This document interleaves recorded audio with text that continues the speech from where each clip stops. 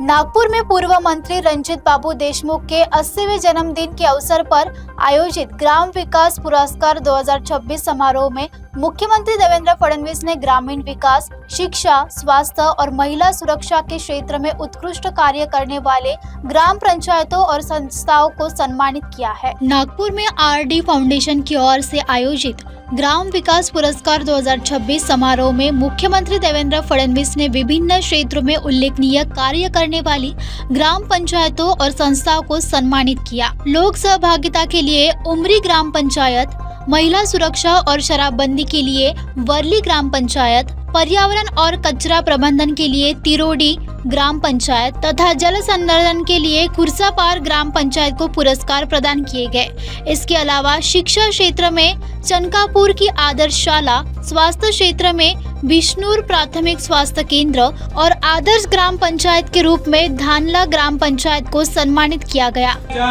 गावांचा आपण सत्कार केला, त्यात उमरी भरतापूर या ग्रामपंचायतीने लोकसहभागाचा आदर्श प्रस्थापित केला। इसापूर गावाने सांडपाणी घनकचऱ्यात काम केलं, ओल्या कचऱ्याचं रूपांतर खतांमध्ये केलं। तरोडी गावामध्ये त्या ठिकाणी आरतीताईंच्या माध्यमातून वृक्ष लागवड असेल, सौर ऊर्जा असेल, जलसंधारण याचं अतिशय चांगलं काम झालं।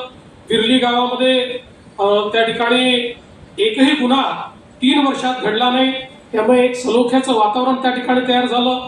आष्टीकला गावाने महिला बचत गटाचं उत्तम काम केलं आणि लखपती दिदीमध्ये इतक्या मोठ्या प्रमाणात आमच्या सगळ्या ज्या बहिणी आहेत त्यांना लखपती दिदीमध्ये परिवर्तित करण्याचं काम हे या गावामध्ये झालं। धानला असेल किंवा इतर सगळी जी गावं असतील ज्यांनी अतिशय आदर्श काम या ठिकाणी केलं, यातल्या कुठल्याही गावाला काही खूप वेगळं करण्याची आवश्यकता नव्हती, तर जे आहे ते योग्य प्रकारे करण्याची आवश्यकता होती, योजना योग्य प्रकारे राबवण्याची आवश्यकता होती।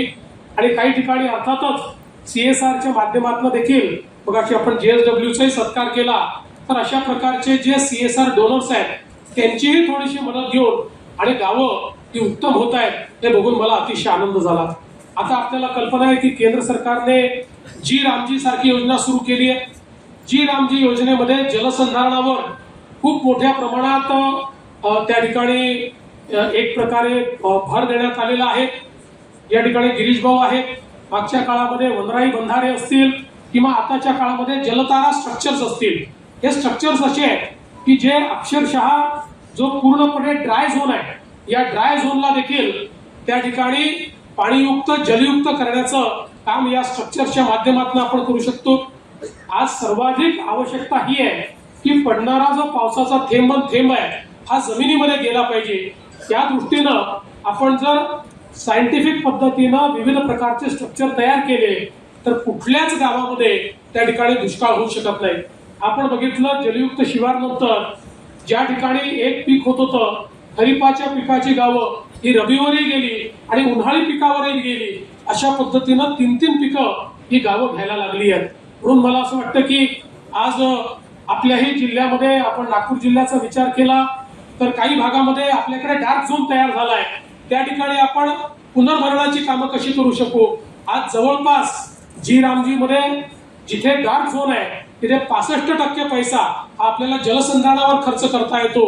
त्यामुळे मला हा अनुभव आहे, मी अनेक ठिकाणी बघितलाय की जलसंधारणाच्या कामाने एका वर्षामध्ये त्या ठिकाणी पाण्याची पातळी वर येते, बोर असेल, विहीर असेल याचं पाणी वर येत असतं। या सगळ्या गोष्टी आपण जर ठरवल्या तर त्यातनं एक मोठं परिवर्तन होऊ शकतं।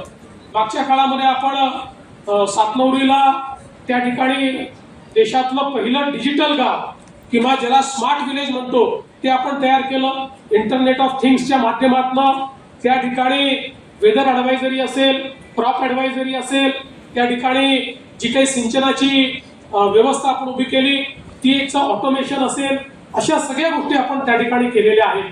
आणि आज आपल्याला कल्पना आहे की याची आवश्यकता देखील आहे की शेतीच्या क्षेत्रामध्ये जास्तीत जास्त प्रेडिक्टिबिलिटी आणणं, ऑटोमेशन करणं। आज मला सांगताना आनंद वाटतो की ज्यावेळी मोठ्या प्रमाणात कृत्रिम बुद्धिमत्ता, आर्टिफिशियल इंटेलिजन्सचा वापर सुरू झाला त्यावेळी महाराष्ट्र हे पहिलं राज्य आहे की ज्यांनी शेतीच्या क्षेत्रामध्ये महाविस्तार AI या नावानं आर्टिफिशियल इंटेलिजन्सचा उपयोग सुरू केला आणि आता जर आपण महाराष्ट्र सरकारच्या महाविस्तार ॲपवर गेला तर शेतीच्या संदर्भात सगळ्या प्रकारची माहिती आणि सगळ्या प्रकारचे इंटरव्हेन्शन्स त्या ठिकाणी आपल्याला पाहायला मिळतात.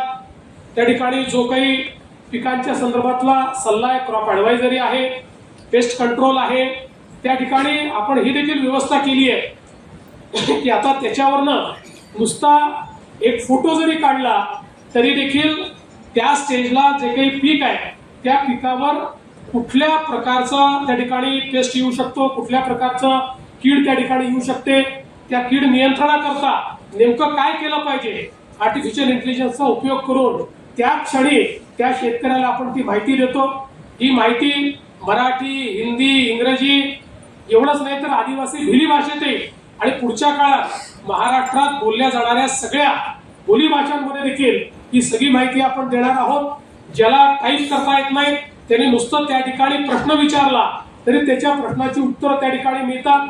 कुठल्याही प्रकारची माहिती ही शेतकऱ्याला कृत्रिम बुद्धिमत्तेचा वापर करून त्या ठिकाणी आपण देतो.